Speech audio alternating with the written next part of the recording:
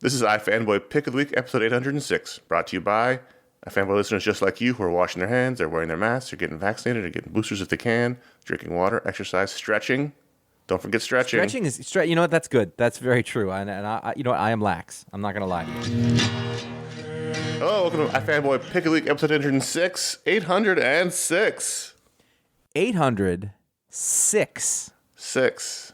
I did the script and I wrote the 6 and I was like, it's been 6 weeks since we did that long show. I'm pretty sure that was Thursday. My name is Conor Kilpatrick. This is my co-host, the unbelievabling. That's my rap name, Unbelievable. I'm trying to get that going. I'm trying to get it started as a word. Josh Flanagan. Make it a thing, Unbelievable. He's unbelievabling. We are iFanboy, and we're getting close to the end of the year, and you can hear it. Every week we read a bunch of comics, and one of us picks the one they like the best. We call that the pick of the week. We talk about that book. We talk about other books. We talk about the Patron Pick. We try to do some email. We make a concerted effort to do so, and we have some fun along the way. Here's your spoiler warning. It's a blanket spoiler warning for everything we talk about in the show. So use some caution and the show notes. This week, Josh, you had the pick. I like that you had like a little moment of justifying your guilt over email. It was a blip. It was like, listen, we try our best. And we move on. I was like, I don't know if anyone else noticed that. But obviously, Connor's concerned we're not getting to emails enough. And I'm going to tell you right now, there's not a lot of books on the script. I can't promise that that's going to be a thing, though. Right. I have a lot of thoughts. I have many thoughts. On? Of comic books, which is appropriate because this is exactly the time. Yeah, that's what we do here. So pick of the week this week is Robin and Batman #1 by Jeff Lemire and Dustin Nguyen with letters by Steve Wands. What was your level of surprise at that? Very high. Very high. I mean, not like a 10 out of 10, but it was probably like an 8. Okay. So I read my books this week. I don't think there were a lot of them, and it was a fairly trouble-free reading experience. And I had nothing. I had no front runners. I had to do the thing. And the next book that we're going to talk about, What's the Furthest Place from Here? That's a spoiler, I suppose, for the show itself. I was like, well, I really liked that book. And it's new, so that would make a good pick. But it was kind of what I thought it was going to be. So when we're talking about Robin and Batman, which I saw it and I thought, I said it was Jeff Lemire and Dustin Nguyen. I went, all right, I'll read it. You know, and probably part of the way into it, I found myself pretty compelled, and I believe that the reason was, of course, it was well done. Those are very experienced and gifted creators. And they've worked together in several books. Yeah, but I think the other thing was that, so what you've got here is a Robin origin story, a Dick Grayson origin story, and it is a version of it that did not feel familiar to me. When we talk about Dick Grayson, we talk about this happy-go-lucky, self-assured kid, you know, and all of the times that they go back to the Robin story where the you know, there's conflict and there's the kid trying to prove himself doing dumb stuff, it's usually the other Robins. You know, like like Dick Grayson is often like he had his shit together and he taught Batman a thing or two. And you can tell me if I'm wrong about this because I'm sure that lots of versions. We did do the Robin Year One book last year for Pick of the Week, and he did fuck up and almost die and kill Batman. Yeah, but this was a unique version of it, I thought. I thought the voice of it was interesting. I thought it dealt with, you know, like the trauma of his parents dying, you know, and I know that that makes him the opposite of Batman, that he deals with it in a different way. Yep. But for whatever reason, I was really, I was drawn into it, and I had not expected to be. And so I think that's where we got here. And I got to the end, and I was like, oh, I really want to know what's going to happen next. And if you can, I don't know about surprise me, but if you can hook me with something that is incredibly tired, and I've read 1,000 times over, you know, from a writer who I like a lot, but he's hit or miss with me, Jeff Lemire. You know, and it's not even like sometimes it's bad. It's just sometimes I'm not interested. I just found myself surprised. Right. I liked it. I just enjoyed a story that I had not expected to, and they managed to put something into it. They managed to find some little angle that made it work for me. And it was beautiful, too. I mean, I've always liked Dustin Nguyen. I've liked him since he was on Wildcats with Joe Casey 1,000 years ago. Yeah. I don't always like the projects that he chooses, but he doesn't look like anybody else. You know, I really liked the way that the villains were handled in this. I like this version of Killer Croc, for example. Also, I'm a huge fan of when Batman calls Killer Croc by his first name. He does that with a bunch of the villains, and those are my favorites. No, you know what? I don't look at it that way. I look at that as sometimes it's dismissive, but sometimes he's trying to, like with him, he's like trying to like connect with a human in there. He does it with Clayface. Yeah. He does it with, Man Bat. He's like, hey, what's his name? Nolan, I think. Waylon. Waylon. Yes. I love that. It's one of those workaday things. Like when the cops and the robbers kind of know each other. Right. That's what it feels like to me. And I don't know, just this version, this depiction of Dick Grayson, sort of his size and scope, like he's a kid in this, and it's all age and place appropriate, I think. And again, one more thing, there's a lot of first-person narration here, and while it was a little mature, it wasn't out of the realm of sort of possibility. And yeah, I mean, it's a little bit aged. A little, yeah, but he's a really smart and gifted kid, so you can do that, or maybe he's looking back at it. I don't know. I also like the version of Batman here. He's got a little 5 o'clock shadow. He's a little angry. I think part of it is that it just rooted everything in the real world a little more than we've been getting with Batman, if that makes sense. I don't know. I'm trying to figure out what the secret sauce is. Yeah, the interesting thing here is it's not one of those like retro modern books, but it also feels very timeless. Like it could appear in any era. Yeah. Which I guess is retro modern, but it doesn't, there aren't guys like walking around with Tommy guns and fedoras, but also it could have taken place 20 years ago, and that would make sense. Yeah. I like that timeless aspect of it. And as you said, the Dustin Gwinn art is beautiful. It's like this fully realized watercolor environment all the time. Yeah. And it just looks gorgeous. And it also, as you said, it plays with the very familiar elements of the Batman-Robin story. There's some minor twists here and there. The overall idea is that Dick has reached the end of his training period, and he's anxious to get out on the streets, but Batman is clearly not convinced and worried, which I think partially is why he's so angry. Things. And I think that this is where this whole conversation is me trying to get to the root of what the thing is. And I think it's that neither of them are wrong. Right. Robin feels like he's ready to move forward, and he probably is, but he has doubts, and he isn't quite ready because he's not going to be ever. Batman is worried, so he holds him back longer, but he also kind of knows it's time to let him go. And you can tell that because there's a bit where, Robin makes his costume up, and then Batman, who had seemed completely against it and resolute, and we've seen this from this character 1,000 times, like, no, and I've said it. And then, the person breaks the rule and they go out and do it, and then he gets mad at them. But in this, he went and he made him a costume. He changed his mind. And maybe that's part of it. That's one of those little things that isn't what's normally done. It's 5% more human than it usually is, and I think that made it work. Yeah, and he's clearly conflicted. Mm-hmm. The place that Batman's in right now, I'd assume it's evidenced by the 5 o'clock shadow and evidenced by the fact that he's a little rougher verbally with Dick, is that he hasn't had Robin yet to chill him out. So he's still a little frustrated and angry and worried. And while this seems like a good idea, he's not 100% convinced he should have a partner at all. And so he keeps moving the goalposts on Robin in terms of training and the tests he has to pass and all that stuff. So that's happening. But then, one of the missions is Killer Croc. And at this point, Dick has gotten so frustrated, he's made himself a version of the classic Robin costume, but with pants. And he goes out on his own. And Killer Croc is like, where did you get this costume? I've seen this costume before. So this is the twist on the story, is that Killer Croc was the Crocodile Man in the Haley Circus while the Graysons were there. So now he recognizes the costume because Dick bases it off of his parents' costume, which was sometimes done in Robin canon, sometimes not done in Robin canon. It's always been based on a circus costume. Sure. That's always wearing a tunic over a unitard. And that's why he could get away with boy panties in the past, but can't now. There's a twist there that, traditionally speaking, at least for a long time, the Dick Grayson story began with Two-Face, and that was the Chuck Dixon era. And now they're sort of making Killer Croc the original Robin villain, I guess, which is fine. You can play with all the stuff. Overall, what did you think of this? I liked it a lot. I thought it was terrific. Okay. And not just because I love Batman and Robin, but I thought this was a really well done comic, for all the reasons you said. It was interesting psychological stuff going on here, interesting father-son dynamics, even if they don't realize that's what their relationship is yet, beautifully drawn. And, for the same reasons you were not super excited, like Jeff Lemire and Dustin Gwinn have been doing these sci-fi books at Image for years that I just haven't been into. They've been Ascender and then Descender. I tried them both. Then they went down.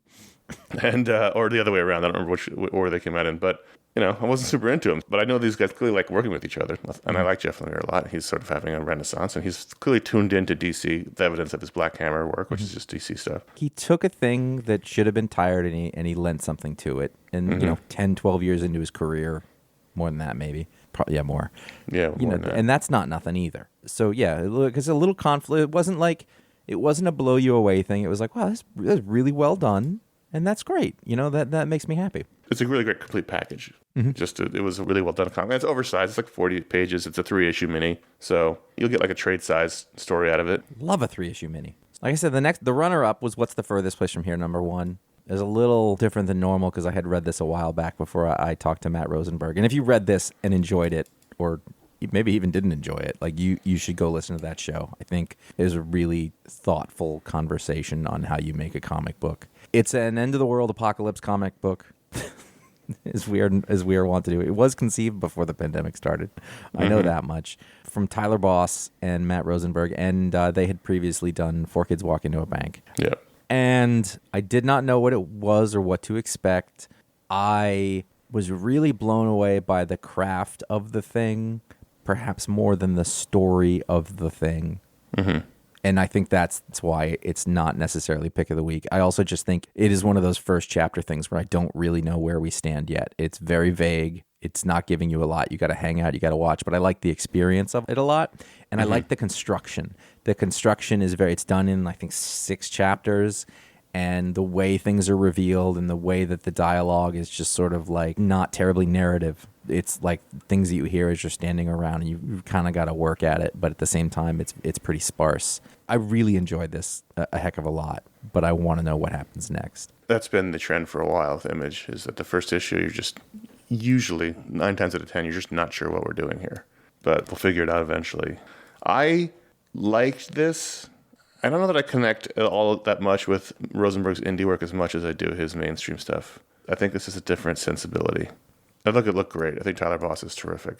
I think that his mainstream work is more entertaining. And what I mean by that is, I'm going to really dumb it down, but a Marvel movie versus a DC movie. Well, I think he also taps into something. He's their similar age as we are.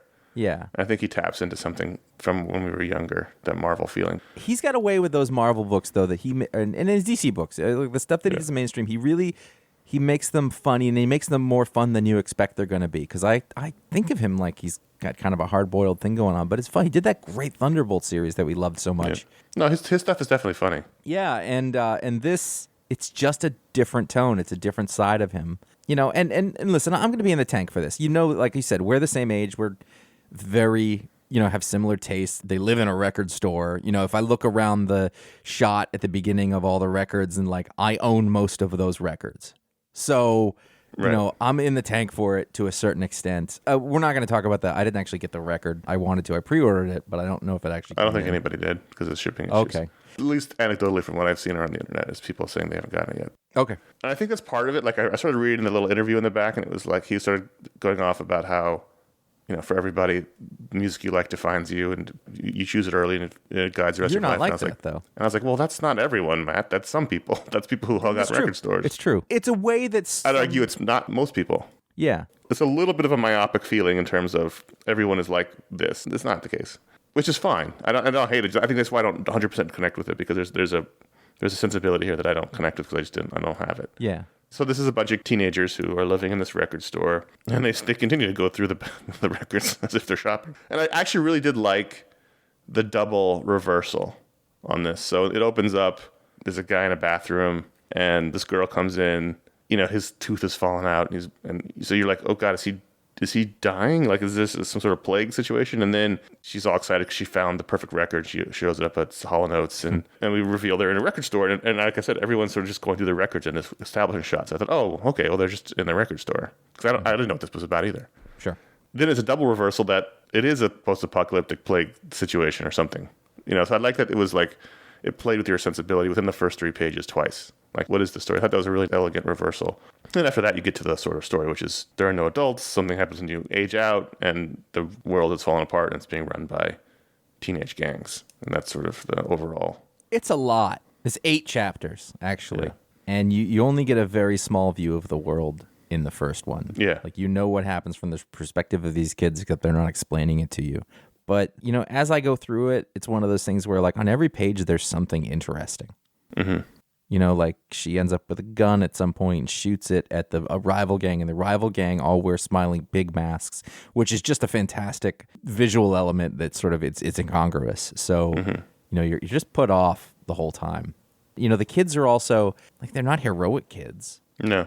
They're just kids trying to get by and waste their time the same way that kids would anyway, even though they're an apocalypse. They're like, hey, let's listen to records and get drunk and draw penises on people. Like, it's not like a survivor's tale of incredible people. There are characters in the group like that. They're the competent leadership people. Sure. But for the most part, you know, one of the girls is pregnant. You know, I don't think there's any doctors or hospitals around. That's probably a problem. You know, they're being irresponsible teenagers, as they would be if there's with no supervision. And and no there's these weird hope. nun character things. Yeah. Sister, whatever they are. I don't know. There's a lot. And it's not quite landed, but it's a well-done comic book, and it's beautiful. And I'm looking forward to more. And I'm definitely interested in the next issue. I didn't dislike it at all. I enjoyed it, for sure. Sticking on the Image line, where are you at on Stillwater these days? The 11th issue came out. This is funny. So I read issue 11, and I was like, what the fuck is going on? It's 1 year later at the very first page. I read the whole thing, and I was like, I don't understand what's happening anymore. Do I hate this now? What's happening? And then I figured out that because issue 10 came out when I was at the wedding, I never read it. And it was a pretty pivotal issue. Yes. It really changed the story. So I went back and read 10 and then 11 again. I was like, okay, I understand now. I was completely lost when I read 11 not having read 10 because the whole dynamic changed in 10, and then we had a 1 year later jump. So I was just like, I must hate this now because I have no idea what's going on. So it was better when you went back. It was better when I went back and read 10. I think that this is suffering from, for me, it's one of those Image things. When you're going to do a really long story, you have to have it change a lot. But I think that these folks aren't as good with pacing as they were back in the Vertigo days. Yes, but also I don't think it's changing enough. I think that the thing is that I'm trying to figure out what it is because It's both. I think it's both. It's only which 11th is a weird issue. thing to say. I think that we were just getting settled in the world, and then the next thing had to happen, and then a lot of things that happened relied on character stuff of characters that we didn't know and weren't terribly invested in. And so now there's a lot of characters doing a lot of things, and I don't know any of them well enough to understand the significance of it or kind of care what happens to them. Yeah. Does that make sense? This is very much a consciously post-Walking Dead book, right? It's a similar feel. It's a similar situation. It's not, obviously the world is not ended, there's zombies, but there's a lot of characters living in this town. Everyone who lives in the town is immortal. They're desperately trying to keep the secret of the town, keep outsiders out and people in, and keep the peace. It's run an authoritative style like all the towns in Walking Dead, where it has a very conscious post-Walking Dead feel. The problem is Robert Kirkman and Charlie Adler are really good at creating character archetypes and distinct looks for all the characters. Yeah, there's now, that. I'm going to put a pin in it and say there was obviously problems in Walking Dead with that. Sometimes you had very similar looking characters, same hair. They had that problem. But the main characters, the main cast, you always knew who Rick was. You always knew who Michonne was. Here, there's just a lot of regular looking people. And I forgot. I was like, oh, the redhead was the sheriff, right? Like, there's a lot to keep track of because they're just regular folks. And the main character whose name I not even don't remember, I couldn't tell you with a gun to my head what it was. Right. I know what he was like in the first and second issue, but since that time, he's unrecognizable to me. I never know exactly what it is. I'm like, oh, he's the handsome one who's standing in the middle of everything for no reason. And I know that his mother was there, and every once in a while I'm like, but the redheaded lady isn't his mother because she left, and then she comes back at the end of this, and she's a badass. The main character is not defined enough. Yeah. I know nothing about him other than he was working at an advertising agency in the beginning or something Right, like that. and he was kind of miserable. He came there, and they shot his friend, and then he got into it. He's like, all right, I'm here now. I mean, this is supposed to be over the course of a couple of years now, and that makes sense, but, you know, of a book that I read, maybe once a month. They took a hiatus at some point. I'm having a hard time holding on to the threads of it, and I like the book, but it is struggling on holding me just in the face of all the other stuff, and it's pretty complicated. There's interesting things here, which keeps me going. So you said the paradigm has switched 3 times. So we started off just learning about the town. The town's run by this judge and the sheriff, and they keep you in peace. And then, however many issues in, one of the characters' Marine buddies show up, and so they try to take over the town when they find out that you can be immortal living there. And that lasts for like 2 issues. And now the kids are somehow in charge. Yeah. Which I get it, but also like I don't believe that these people would let the kids run the town because they're still kids. Are they kids? I guess they are kids. They're just they're 50-year-old kids. They're in kid bodies, right? But did their minds mature like people would have, but their bodies didn't? I think that's the thing is that they But I'm saying they're physically still children. Yeah, What I'm wondering, though, is like, are their minds still children? Like, they know a lot more and they have a lot, but, kids, like, their impulse control is different. Yeah, I don't know. And I think that that's what's happening, which makes what you're saying make more sense. That, like, why would you let them do it? Like they're mad that they're not maturing, and that understands, and they have a lot of knowledge, but emotionally, you're more fucked up as a kid, basically. Right. But my point is, like, Yeah. I don't care if a 5-year-old has a gun. I can kick that 5-year-old pretty easily. I like the idea that these kids got really pissed off that they're not allowed to grow up. And this is not a new idea in fiction. It's even up into including the Eternals film. But they're all pissed off because they see other people leave the town and come back, and they've matured. And the one main character, he left when he was a kid, and he came back, and now he's like a handsome 25-year-old, and they all want to be adults. And so that's why they have banded together in their Ewok village and have taken over the town. There's interesting things going on here. It's just like many of these books, it might read better altogether when you can keep everything together in your head. Mm-hmm. Yeah, no, that's probably the case. Like, if you're reading this in trades, you're probably enjoying it more. As opposed to skipping over an issue and not knowing anything that's going on. I was not angry. I was like, what the fuck is happening? It's the worst possible issue to miss. Did you read The Thing #1? I don't know why I said 8, but it's #1. Yeah, I did. I think I probably wrote that 8. I did. I didn't know what to expect from it. I saw the name Walter Mosley, and I thought, that's not a comic book person. I had to refresh myself on who it was, but I said, oh, okay, right. And I didn't really know what to expect from it. And at the end of the day, I think I didn't really get a heck of a lot from it. Interesting. I want to know what you had to say. I just thought it was really fun. It was very classic Marvel. It seems to be set in sort of the late 80s period, which is a sweet spot. And it's just a Thing story. Mm-hmm. And also, Tom Riley's art here is terrific. Yeah. That's not a name I know at all. Yeah, I didn't either. Didn't hurt to have Jordi Belair on colors. I think that sort of brought it all together. Tom Riley's got sort of a Steve Lieber, a little bit of Chris Samnee. It's like all these things mixed into a blender. Actually, more Chris Samnee than Steve Lieber now that I'm looking at the faces. Yeah.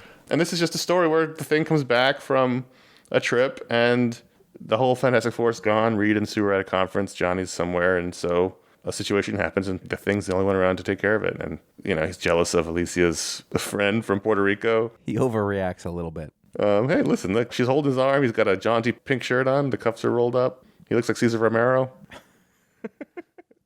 I'd be worried, too. He's got those short pants with no socks. Right. Which could put it today or the 80s. That's the thing. Exactly. He ends up in jail with Hercules. Classic Hercules is there. I just thought this was a really fun story, and there's a villain that takes people's hearts out of their bodies and turns them into, like, stone or whatever. And I guess he doesn't know that's also happening over in Nightwing. Right. So, listen, there's a lot of things that happen in a lot of places. I thought the art was terrific. I liked the Thing's story was fun. There's a whole weird thing going on here, and he's one of the best characters in Marvel, and it's just nice to have him getting a little showcase as the main character. He's not an investigator. Normally it's like Reed points him at a thing to punch, and he punches it really hard, and that's the end of the story. So here he's got to deal with everything. He's got to investigate the crime. He's got to figure out what's going on. He's got to save the day. And I liked all that. I like what it looked like. It just didn't make much of an impact on me. That was fine. I kind of hoped. I was like, maybe this will be a great Thing story, which is totally always my thing. Like, I want something to be great, and when it's fine, I'm like, all right. Fine is almost worse than bad to me, which is a theme of all of my reviews of all time for history. I think it was good. The art I think was the best part, is that it is unexpected, because I didn't know who it was, and this is very competent. Yeah, really, really good. Good use of sound effects through the whole thing, and pretty good. And also for a novelist, not a bad comic script. No, not at all. I think they've gotten better at that. I feel like editorial at Marvel has gotten better, or at DC, at all of them, when they bring in somebody from somewhere else, like making sure the scripts are not disasters like they used to be. It's almost like they used to be afraid to tell the person, like, no, you've written this badly. But now that does not seem to happen the way that it used to. Because we always pointed out, this isn't overwritten. And now most aren't. That was a thing. Yeah, no, I think you're right. I think it's still a thing that happens every once in a while. But for the most part, it wasn't like the early 2000s where it was just a disaster zone. Mm-hmm. Mm-hmm. Let's take a quick break here to talk about how you can support the show. We're reaching towards the end of the year.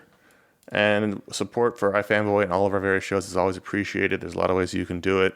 The main one is patreon.com/iFanboy. That's the way to directly support the show. People who've done that have directly unlocked many shows for everyone to listen to. The Talk Explodes, the Book Explodes, the Media Explodes, those have all been unlocked by the patrons. They've unlocked the YouTube uploads we've been doing of our old video shows from 15 years ago. And the other benefit is you get to be part of a great community. There's a Discord channel, server, community, however you call that. There's a Facebook group. And it's a really great community full of people who hang out all day talking about comics and various things. We do really appreciate it, Josh and I, and the whole team behind the scenes and all the other various hosts we have. We know it can be tough out there, and any support you can throw our way is appreciated. It helps us offset the bills it costs to run the things, and it helps us make up for the time we spend away from our families doing the show and the edits and the reading and all the stuff we have to do to get the shows done. As we get towards the holidays, we do appreciate any help you can give us through these various means I'm about to talk about, other than Patreon. It includes iFanboy.threadless.com. We got 11 t-shirt designs. We got a 12th one that we just approved. Just approved the design, so it's going to be coming out very soon. We've got a 13th one that we're looking at for early next year, so they're still coming. If you feel like you want to get your grandmother a Nothing Makes Sense, Nothing Matters t-shirt for the holidays, Has there ever been a better slogan for a time? No. I mean, like everyone, not everyone, but like the people who listen to the show, who comment on posts or whatever, it's always right there. Like, this doesn't make it. Nothing makes sense. Nothing matters, and just go, yep. It's Serenity Now, but better. And that's why it's our number one design. That's why it's our hottest seller. Yeah. And so if you're looking for a gift for the holidays, there's some t-shirts there. Or you want to just treat yourself, there's t-shirts there. And there'll be, like I said, a new one coming out very soon. iFanboy.com/support. End of the year, you got a little bit of extra money. Want to throw $5 in the tip jar? That's where you can do it. iFanboy.com/support. It's our PayPal link, and you can do that. People do that all the time. We thank anyone who does it. But if you were gonna do 10,000 and you just heard Conor say $5 and you thought, oh, maybe I'll do 5 instead, don't listen to that. Yeah, maybe you're one of those eccentric billionaires we used to always talk about all the time, and you were finally getting around to saying, well, I got to get rid of $60 million before the end of the year. I was going to throw it in the tip jar, but he said 5, so I'll do 5. Reconsider. We will convert what we do. Just let us know ahead of time and say, I need you guys to be a 501c. Yeah, and we'll go, we'll do that. But what I understand is that the rich there's not more of them now, but the ones that are there are much more wealthy than they used to be. Yeah. Which seems like, somebody listening to this, mathematically speaking, just must be extremely, or your parents are. Right. Someone did really well during the pandemic. And as a percentage of overall wealth, I feel like we're not asking too much for a 6 to 7 figure donation. You won't even notice it, honestly. Let's be clear. It's a rounding error. And if you're not, talk to us. We will make change. We will work with you on this. Because I feel like maybe that there's a billionaire and they're like, well, I'm not sure. And they're shy. Like, they don't want to, I don't want to create billionaire. I don't want to create a paperwork problem for them or something like that. Like, what a hassle, though, to accept all that money. Like, Conor and I do not feel that way. Yeah, no. Just to be clear, just to assuage any guilt you might have. We don't worry about the paperwork. We'll handle the paperwork. We'll make all the phone calls. Whatever you need to do. I love the idea that there's social awkwardness is holding somebody back from donating a stupid amount of money to a comic book podcast. Like somebody's just sitting around in their indoor pool, giraffes and Harley Davidsons. There's a monkey handing out drinks, a little tuxedo, and they're just tortured. God, maybe I should do this. I don't know. And I don't want to make it awkward for the guys. And as they're thinking about it, they wave away Brad Pitt, like Brad, not now. The monkey whisks them away.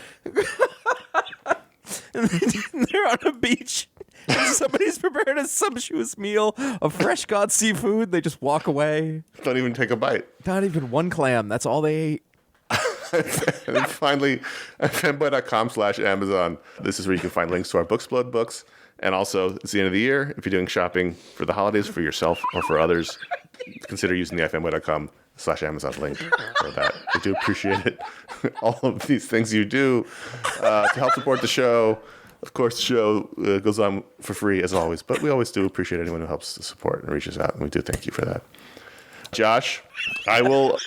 Okay. Speaking of money, I will pay you $1 American if you can tell me what the fuck is going on in The Righteous Thirst for Vengeance. So I read the second issue this week, and I went, no, the second issue came out. I said, I don't think I read the first issue. It was on one of those off weeks. So I went back and I went through it, and I was like, I did read this.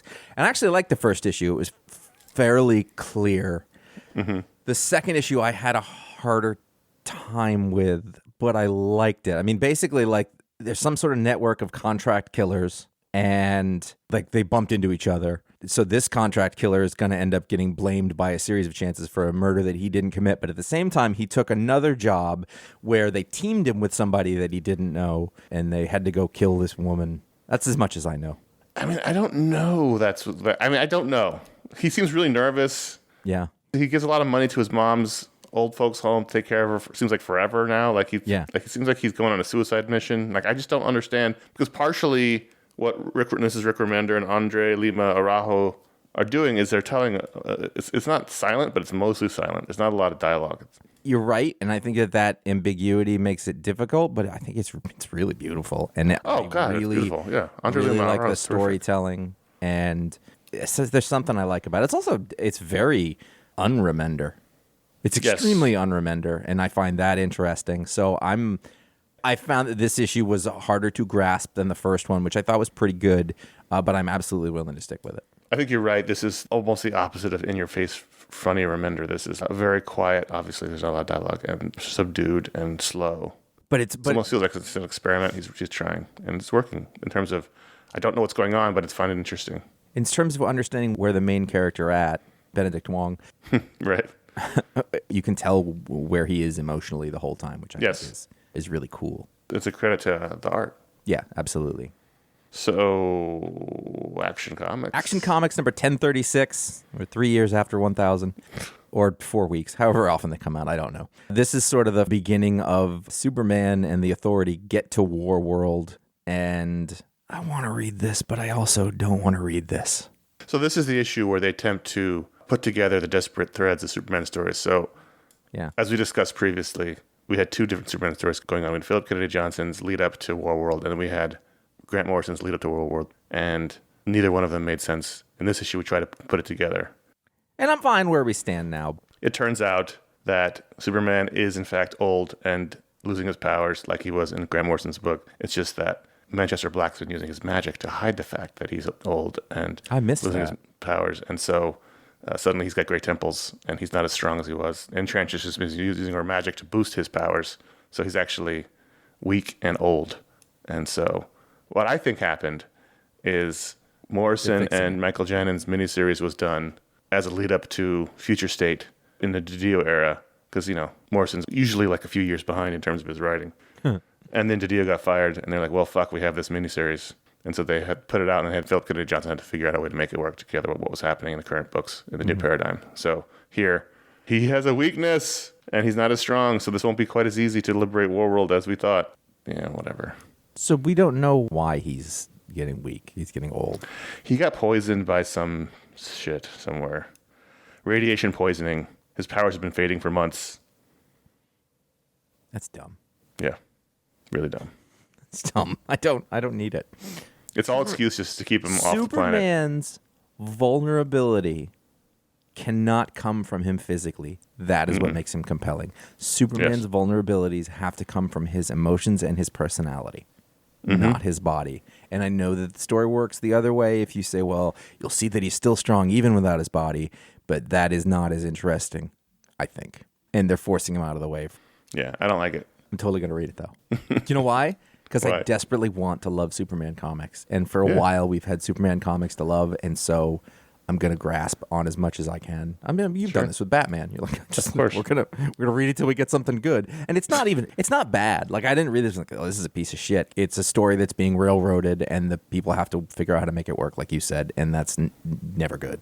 No. Sometimes it's good, but mostly. Sea of Stars number 11 is the last issue of this series, mini-series. 11's a weird one to end on, so you figure, do your own math on that. I had actually let this one build up. I hadn't read it, because same thing. About 12 issues of an Image series, somewhere around 7, 8, 9, it starts to be like, I don't know what the fuck is going on anymore. But I really like everybody involved with this. Actually, I've had conversations, friendly, non-comics conversation with all of the main people making this book. And so there's a bias. Like, I've worked with Stephen Green, but I was really happy to see him doing this. And what in the beginning was a story of... Anyway, I read 8, 9, 10, and 11 all this week, which actually helped. Sure. Not spread out through months because there's a lot going on, and it's very mystical. And I think in the beginning what you had was a story of dad and a son, and, the kid's kind of young, and the dad's upset and kind of not great at it. And they get separated in space, and they meet crazy space people. But At that point, it worked for me because those were all just stand-ins for human stuff, except it was a space monkey. I mean, it could have been he was lost in Oklahoma. And then as we kept going, there's a bigger thing going on. There's space gods and blah, blah, blah, and all that stuff. And I lost the thread. And, everybody starts gaining powers, and there's a club, and, that's not my favorite thing. It's space opera. It's exactly what they said it would be, and it's fine.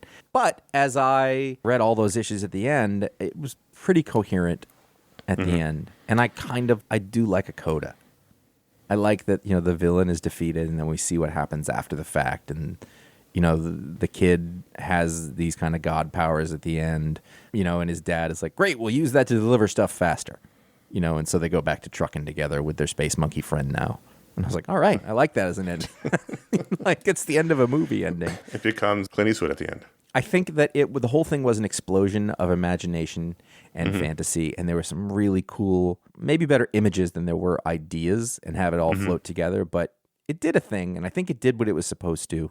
I don't think it should have gone on any longer than it did, which is fine. But ultimately, it's a beautiful book. I'm glad I read it, But it was ambitious. It was trying to do a thing. We had the final issue of 6 Sidekicks of Trigger Keaton, number 6, Chris Starks, Kyle Starks, Chris Schweitzer, Chris Starks.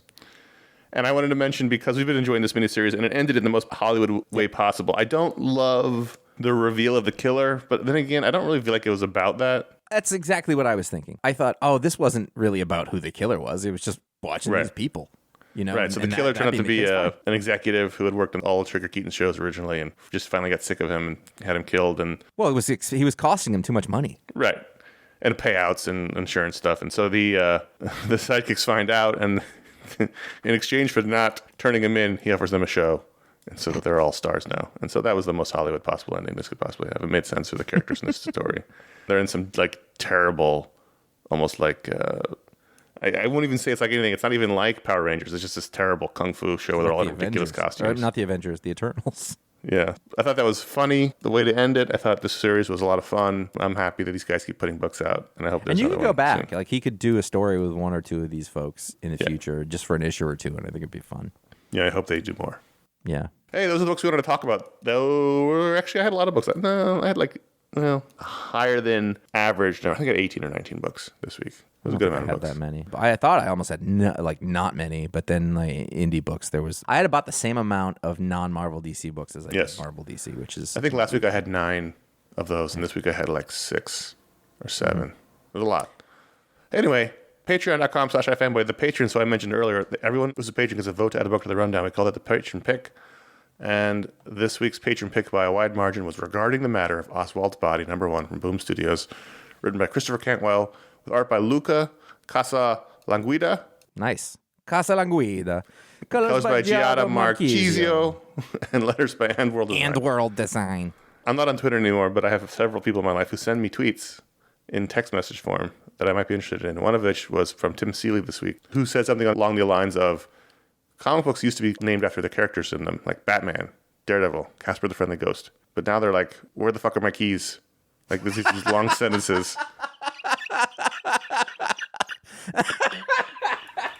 What's the... That's funny. There were 2 of those books this week, at least 2 of those books this week. Yep. So anyway, this is Christopher Cantwell. Did he really write Where the Fuck Are My Keys? No, that's the joke I put in. He wrote something else. That's a good joke. Thank you. You're welcome. So, remember when conspiracy theories are kind of fun and, you could talk about and read about it without inspiring sedition and assassination? You know what? Now that you say it, I do, but I had completely forgotten.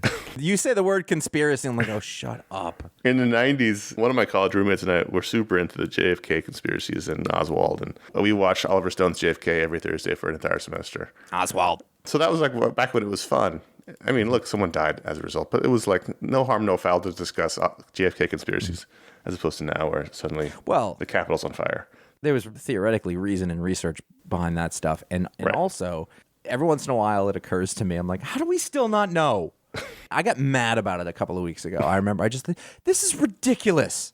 We should know by now. Somebody knows, which leads me to think maybe there just wasn't, because nobody can shut up for that long. Yeah. Anyway, I did not know what Regarding the Matter of Oswald's Body was about at all, which, I just pictured a person named Oswald, and then right away I went, oh, that Oswald. That's kind of interesting.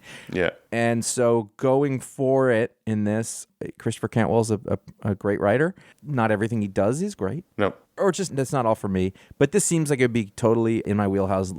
Luca Casalanguida, whatever you say it. Great art, perfect for the thing. Yes. I really wanted to like this more than I did. Yeah, I thought it was fine. I didn't love it. I was hoping to love it, like you. Like obviously, like I just said, I spent a lot of time bathing in the JFK conspiracy waters in my college And there were no days, witches or magic or any shit. Yeah. Like it was. I opened the first page and it was a little redacted flow chart. And I was, ooh, Mexico City. That's where the guy with the government says was Oswald was, but clearly wasn't Oswald in the photo. Like I suddenly went right back there in my head, and I was like, oh shit. Yeah. So I was excited, and then this was a pretty standard issue where a shadowy government operative assembles a team of sort of small-time criminals and other misfits to do something related to the Oswald conspiracy, and we don't really know what that is. This was entirely a building the team issue. So we meet the bank robber who was pretty bad at bank robbing. We meet the musician who is playing in just the Brong bar. Who else do we see? There's a is there a sharpshooter or is that somebody else? I don't know. There's just a bunch of guys. There's a guy who desperately wants to be in the FBI or the CIA, and he's a crack shot, but he's secretly gay. He gets brought in. There's a woman who was in prison. This would be one of my criticisms, is that that's a black woman, and we're in the early 60s, and so that's a time very fraught. But it wasn't immediately clear to me that she was a black woman. It just wasn't clear. I think that because she had her hair straightened, and it just iconographically, like I didn't understand right away that she was a black woman, which would have made it clearer her stance. Like was she in Texas or was this somewhere else? Yeah, she's in Dallas County Jail. Okay, so you got a black woman in jail in 1960. Is it three? Are they early? Yeah, they're still 3 because she didn't refuse. She kept trying to order from a place where she was segregated from. Yep. That's great. Do that, but it didn't graphically tell me that right away for whatever reason. Like it just looked like she was either a Latina woman or something. I don't know. It didn't quite read, and so it took me a second. That's not a script problem. It's just a design thing. And then the thing that they're trying to do is the photo of Oswald with the rifle. If you know anything about it, you've seen it, and the shadows don't match and whatever, blah, blah, blah. Is they need to find a person who looks exactly like that photo, which is a ridiculous conceit. And I don't have a problem with that, by the way. But if you're going to fill in the dots of this thing that is so well known, I think it should be more interesting than this was, which to find a bunch of misfits and put them together. And there's a guy who works for the quote unquote government or something like that. And I don't know. I kind of hope that it's like they had none of these people have anything to do with it. It's just kind of a red herring. I don't know. If you're filling in the blanks to get to that end point, I'm like, I don't know if this is where I want to start. Right. But also, I think I just really want to know what happens, and this is just wasting my time.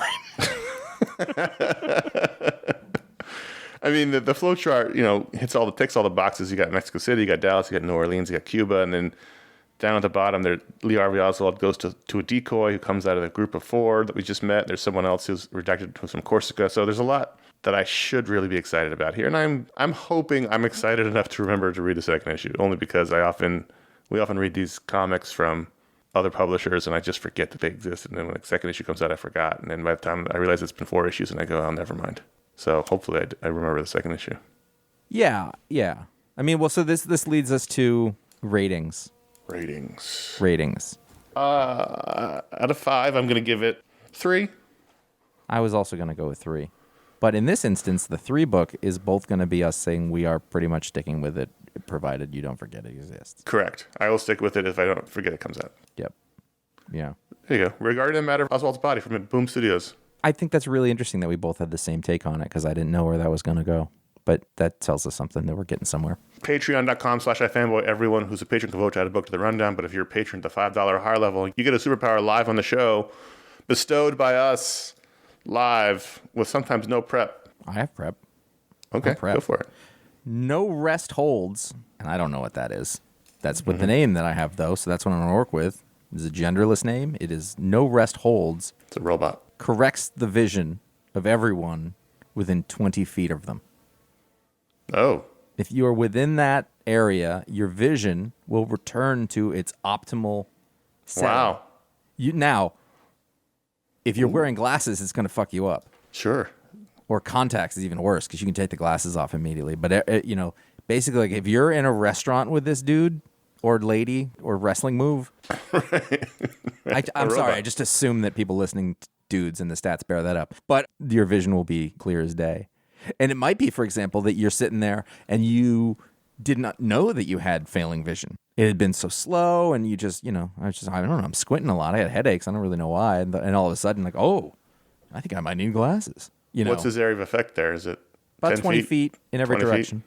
20 feet in every direction. So he could go to like a high-class restaurant where there's people in like tuxedos and like fur wraps, and monkeys with tuxedos on are serving people. And suddenly you're just like, people, old man taking glasses off, and like a lot of murmuring going on, a lot of like drinks, things clacking on the table and clinking because people have dropped forks.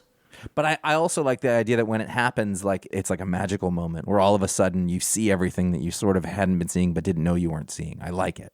You look like that. There's a clarity, like, oh my God, look at the beauty of this floral arrangement in the middle of the table, and I had lost it. And somebody's like, look, a dime. Chris S.T. George always keeps the introductory price. Oh, So like, you sign up for a streaming service and they're giving you like a deal, like a $3 a month deal. Chris's just never expires, or like a phone service, or whatever. Like whatever that low introductory price is, Chris is just whatever mystical aura. He just keeps that low introductory price. So he doesn't need to call Comcast every 2 years? No, because that's what I have to do. Yeah, my bill just went from $90 to $600. You think we could do something about this?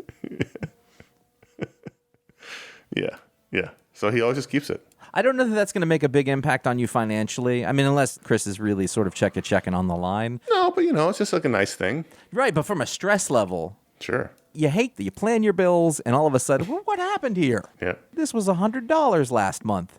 Right. That was the introductory period, and as you can see, you're signed up for a 3-year contract. Now it's $30,000. Does that extend to balloon payments? Does he never have balloon payments, or is that a different thing? No, that's a different thing. Okay, Yeah. fine. I've never had a balloon payment, but I'm terrified of them. It's like quicksand.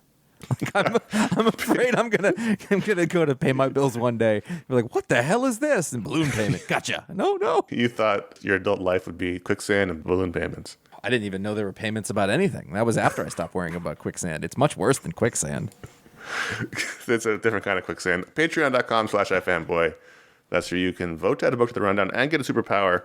And we thank everyone who supports the show that way. Thank you very much. Do you want to do an email, a quick one, a long one? You decide. Yeah, I want to do them both. I think we can get through this because Okay. the first one's super short. Ken from the Great White North writes in, are there any 30-year-old Simpsons references that you still use on a weekly basis? Now, why I found this interesting, early in the week, I posted a picture of big shirtless Ron on my Instagram. And for my whole life, whenever I see a male not wearing a shirt, I go, big shirtless Rod. And yes, I said Rod because I got it wrong. But I realized I just say it to myself and have been forever, which I assume is where this question came from. But then I thought, Conor doesn't use Simpsons references. Really? You're not a Simpsons person, are you? Yeah. I mean, You were? of course I am. Okay. Well, but when I saw this question come in originally, I think there are, and I think at this point, I don't even realize that they're from The Simpsons anymore. Sure. And I just can't think of any, but I'm pretty sure there are. Now, I can think of, and first of all, if But there I are have fewer, but I think there are fewer now than say 20 years ago. Well, Because it's probably been longer that I haven't watched The Simpsons than... it's definitely been longer that you haven't watched The Simpsons. Right, so that it's sort of either faded or just they're such a part of my brain lexicon that I don't even remember that they're from The Simpsons anymore. I'm just trying to think of what they are. I'm sure that, I stopped watching it 25, 30, somewhere in between there. I like 8th season, let's say. Yeah. I think I maybe watched it for a couple of years after that, but it didn't stick with me. But I know that on a weekly basis, that's what he said too, which I think is correct. If anybody mentions salad, I will mention that you do not win friends with salad. Mm-hmm. If anybody mentions a dental plan, that's gonna set me off. There's a lot of them in there from the first handful of seasons. Yeah. Big Shirtless Rod's one. You don't win friends with salad. Those are the two that I can think of. I feel like I do gill a lot. Yeah. Like in work settings where it's like, oh. That's not a line. No, but it's it is more a like, reference. Yeah. not even so much a character, but like, Yeah. just in my head, I'm like, I say things in gill voice. Or like, I need a win. Yeah. Yeah. So it's more stuff like that. I don't know. There's stuff, again, it's so ingrained in me. It's been 30 plus years that I don't even remember anymore. It's like Star Wars dialogue. But there's definitely less of it. Like, that's definitely the thing that was much more prevalent when I was in my 20s. was just doing Simpsons references. Well, probably because your wife probably didn't grow up watching it, and so it just falls on deaf ears. Well, it's also just, I think I watched it until my 20s. Yeah. And so it was there. I just remember at one point when I was like, I don't think this is funny anymore. Yeah, no, exactly. And then it never stopped. And it's not that it isn't funny, it's just that it changed. It just changed as it was supposed to, and it wasn't the same thing. Right. When we started watching that, those are all people who grew up on like 50s and 60s cartoons. Mm-hmm. And like that's our frame of reference. Like, does you ever think about that? Like, everybody who wrote everything when we were younger that we watched, we were all like influenced by stuff in the 50s and 60s, and now it's just different. Yeah. All right. Yeah. Also, just, there's been a lot of other things since then. Sure. Yes. But those stick with me. And I mean, Seinfeld. And, yeah. Seinfeld, Pulp Fiction, Star Wars. Seinfeld, Simpsons, Star Wars is sort of the holy trinity of references of people who are like us. We Seinfeld a lot still to this day. Oh, sure. Plus, you still have like Curb Your Enthusiasm on, so that sort of sensibility stays around. I'll read Jimi J's email. Jimi J says, I know you guys are longtime fans of Brian Michael Bendis in spite of the mixed quality of his later work. The question I have to ask is, do you think Bendis could be a good editor someday? I ask this question due to his eye for talent, and he can come up with new concepts and characters, just not always good at executing them. Examples include Miles Morales and Riri Williams. They are good characters on paper, but I think Bendis always had trouble executing them, especially Riri. It took until writers like Saladin Ahmed and Eve Ewing was when the characters began to shine. Okay, so the reason that I stuck this in here is that I disagree with almost all of it, and I think it's coming from a premise that isn't correct. Mm-hmm. And I don't say that to correct Jimi J. I say it because I just think it's interesting that this was the question. And also, I could be wrong. I don't know. It's all personal. But I cannot think of a professional writer in comics who would be a worse editor than Brian Michael Bendis. If there was ever a guy who is the single solitary writer who is going to sit there and crap out whatever it is on paper, and I don't even mean that in a negative way, it's Brian Michael Bendis. It's what he does. He's not a writing collaborator. I can't think of... I think he did something with Brian Reed at some point, but he doesn't work with anybody. He writes scripts and he hands them in. He writes them compulsively, and that is not what an editor does at all. Right. And also, an editor does not come up with concepts and then have somebody else write them. That's not... that's not accurate. Well, at least in the way, like, this guy's a pure writer. That's what I'm getting at. Which is what, they want the pitches to come in from the writers for the most part. It might be that there's an overall thing like, hey, we should do it this way. And right, but those pitches, sometimes they're blind pitches from the writers, but mostly it's, we want you to write Shazam, send us a pitch on it. Right. But, or it's, we have this concept for Shazam. Mm-hmm. Can you give us a pitch on this concept? Right. Like, it's definitely... But I don't feel like they would hand somebody a character. Here's this character we came up with, write a story for it. Yes, they do all the time. Okay. Yeah, that works all the time in Marvel DC. It works all the different ways, but that definitely happens all the time. I usually feel like the characters are thought up by whoever the writer is. Like, it comes out of something, and then they go, oh, that's a thing, let's build that out. No, you give a lot more credence to the creative teams than actually happens in Fair enough. Worlds. But do you agree with me on the standpoint of Bendis? I mean, I think he does come up with great concepts, and I think he does come up with great characters. And I think if he's picking the art teams out, which he certainly has in certain cases. And I don't know that Bendis has the best eye in picking out the best collaborators and finding the best artists. He certainly drugs them out, but I do think that what he has an eye is finding collaborators who work with his style. He's very aware of people who do not work for his style. And I always think of Tony Harris at one point. He goes, I love Tony Harris, but I can't work with him because Tony Harris does, 2-3 panels a page, and they're going to work with Bendis' style. Right. And there was a sort of disastrous John Romita Jr. collaboration because that was just the wrong person to work with. Yeah, exactly. I think then the last bit is interesting is that Saladin Ahmed and Eve Ewing being the people to make Miles Morales and Riri Williams shine. I don't know. I didn't read much Riri Williams. I read her from Bendis for a little while, and that was kind of it. I don't even think I read all of it. Miles Morales, I think, I liked Miles Morales when Bendis did it. Mm-hmm. And I like when Saladin Ahmed did it. I think he changed it to be a more, this is going to sound dumb, an authentic character. Mm-hmm. Basically, he's supposed to be a young mixed-race kid in the city, and he's being written by, a middle-aged Jewish man in Portland, Oregon. Probably not the best viewing of it, but I don't think it was bad. I think that he created a thing, and then somebody else took it and ran with it and sort of adapted it for that. But that said, worst fucking costume redesign ever. The original Miles Morales Spider-Man costume is perfect, and the new one does just ugly. I have no idea what it looks like. I haven't even seen Miles Morales in a comic in years. It's like a big pullover jacket, and he has red eyes now, and I'm reading the book. I like the book. It's cool, and I think, and I also don't think it's unrelated to what Bendis did. It's just the dialogue is shifted a little bit, the point of view is shifted a little bit, and I think it works. Riri, I can't speak to. Yeah, and so the question is, we don't know who pairs the writers with the artists. In indie books, we know the collaborators do it themselves, and we know people like Remender works with terrific artists in his indie stuff. And is it Bendis bringing his people on? Is it an editor signing them? We just don't know who the collaborators are or the stories come from. I've only read Miles Morales and Riri Williams when Bendis wrote them. I haven't read them by anybody else, so I can't speak to that. I think when it comes to artists, it just depends on where the story comes from, where it started. You get paired with somebody, but there are smart writers. People who are smart about their career and have the clout to do so seem to have a say. For sure. And you can tell that Bendis is the Bendis. people Bendis works with are the people he works with all the time, or so he's clearly like, I want to work with this person. Tom King, these are people who make sure they have artists and will bring people in. I mean, you think about like Jorge Fornes. Tom had to fight for him. Like they were like, nah, he's not. And he's like, no, this guy's amazing. And he was right. Because they're writing the thing. You got Remender and Bendis are interesting because they were artists, whatever. So like they had a visual style early, but Bendis is one of the first guys that I noticed. I was like, oh, he's making sure that he has artists who fit with his thing, and he talked about it. I heard him say it on interviews. But again, that dude is a writer.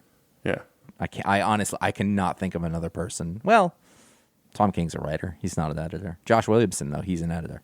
Yeah. And he said that like he wants to be he could see himself in a Jim Shooter role or Could he if he had to gun to his head? Sure. Well, it's like Wade. He seems to be an okay chief at like overall everything, but it still feels like a waste in a way. Like that guy when he puts words in a script, it's magic. Like that's what he should be doing. Right. Contact at iFanboy.com. That's where you can write in for this show and our Media Explode show. If you write it for Media Explode, put it in the title of the email, the subject line. Thank you for doing that. Let's do a rundown of the holiday schedule. Once we talk about the fact that there are two shows behind this one in the feed. One was the Tom King Talksplode that Josh just mentioned. It's Tom King interviews. I really, really enjoyed that, and you should listen to it. So that's behind this show. And then right behind this show is a special edition on Injustice, the DC animated adaptation of the Tom Taylor series that was a tie-in to a video game. So you can listen to that animated Brain Trust discussion on Injustice. We talked about the book earlier this year. It's been an Injustice year. So now we've gotten that out of our system. Now onto the holiday schedule. So this is Pick Week 806. We have 4 more shows this year until we go on holiday break. But we have a whole mess of special edition shows. So you're going to be getting like 11 shows between now and break in total, in addition to those 4 picks of the week. So next week we have Media Explode, and then episode 807. And then before the Thanksgiving holiday, we're going to try to get out our Shang-Chi and Eternals special edition shows. And then be Pick Week 808, and then we owe you 2 book explodes. We looked at the chart and realized we somehow skipped a month, so we owe you 2 book explodes before the end of the year. We read a novel, Conor. That's probably it. So we're going to have 1 book explode for you on December 2nd and 1 book explode for you on December 9th. Basically, from here to the end of the year, there's going to be a new show every Thursday and every Sunday for the rest of until our shows are all up. Probably, unless something goes wrong. It's the holidays. You never know what's going on. And then Pick Week 810 on December 12th, and then the final Talksplode of the year probably on December 16th. And then our traditional final show of the year, All Media Year-End Roundup, will be December 18th. I may have skipped things in the middle, but basically there's a lot going on between now and December 18th. You're going to have a lot of shows. And we'll be back after our break on January 9th with Pick Week 811. So that's the holiday schedule.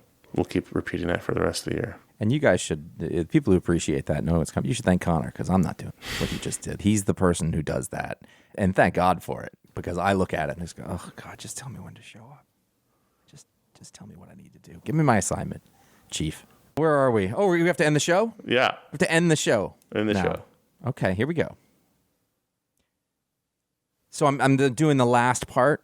Yes, the part at the end that says the outro. After outro, and then there's a brackets with J in it. So this, and then this signals Josh the end of the show. Yeah, I've read this. Okay, I know this part. I know. I hope so. This is a bad bit because it doesn't quite sound like a bit, and also it's annoying. So here we go. Yeah. Head over to iFanboy.com to find all of our shows. And somebody out there right now, they're drinking from a diamond chalice. And they called their accountant. Well, they were like, you know what? Go ahead. I've been thinking about this, and let's just work this. And then I started that bit, and they just looked over, and the assistant person just looked at them with a look. There was no words. It was like, no, and it was like a little head shake. No, they blew it. They're gonna move. Yeah, he was like, authorize the payment, sir, and he was like, hold on a second. Yeah, wait, what? No, that was a bad bit. Yeah, send that payment instead to Around Comics. Go to iFanboy.com. You can find all of our shows and our history of comic book writing from all the writers that we had that is probably way, way out of date, but it's there. There's evergreen content as well. Sure. Go to Facebook.com/iFanboy, at iFanboy on Twitter, at iFanboy Comics on Instagram. You can find out what the pick of the week is before the show comes out. You can follow us individually at CS Kilpatrick and J. Flanagan on Instagram. You can subscribe to our YouTube page at youtube.com/iFanboy. You can keep up to date on old video show re-uploads as we head towards the end of the existing long shows, and then you'll have a lot of old mini shows that are left over. So, for example, if you were thinking, geez, what new comics came out on July 10th, 2008, there's a mini there. There was no use to anybody that's there. There's a show on Jonah Hex, which that is an evergreen kind of thing. That's a great comic. Yep. We talked about the movie, I assume, which was a bad movie. It was a very bad movie. But it was such a bad movie that Conor and I remember the experience. Yeah. And there's something special about that. Like it was a properly bad movie. And you forget. So not only was Josh Brolin Thanos and Cable, but he was Jonah Hex. This guy has been in a lot of comic book movies. Sure. And then finally there's Old Ads. Tales of Suspense number 57, which is that? Yeah, that's this the was first an anthology appearance. episode where we had 3 segments, so you did Old Ads. And that's the first appearance of Hawkeye in an Iron Man book. Tales of Suspense number 57. Cowboy Ninja Viking, I remember that. And the Superhero Dictionary, which I have now. Conor had it, now I have it. Those are what are on those video shows. Sorry, I'll just end it. I'm sorry. As Josh mentioned, we have only a couple more months left of the full-length show uploads. In fact, and we did not plan this out, it just worked out this way. The very last upload of the full-length iFanboy video show will be December 31st on New Year's Eve. Holy cow. So that will be it for the uploads for the full-length show. There will still be mini uploads for a while because there's a lot more of those. We've only been doing one a week. Here's the thing. They upload faster. So smaller files. That's true. As at the very end of the year, we'll have all of our old full-length iFanboy video shows uploaded to YouTube if anyone cares to watch them. You know, I can tell how long ago we did that is that when I had to upload one of those files, it was like an all-day affair, and I wouldn't even think about it now. Oh, it was 24 hours to upload a show to the distributor, Revision 3, and if there was any kind of internet hiccup or hit or problem, you had to start all over, and usually, I don't know how you did it, but I did it overnight, so I wouldn't even be aware that there was a problem until I woke up the next morning. I was like, well, fuck. I just lost 8 hours of upload time. Bandwidth was different then. Yeah. Also, we'd probably be better at compressing now, but whatever. Oh, it was all a problem. Anyway, this is at the end of the show. If you like the show, please leave a review, a star rating on Apple Podcasts, wherever you get your podcast, whatever aggregator you use. Even the better that's word of mouth. If people ask you what podcast you listen to, we always appreciate people who say iFanboy, helping us spread the love around the world. Thank you very much. And that's it for this week's show. I'm Conor. I'm Josh.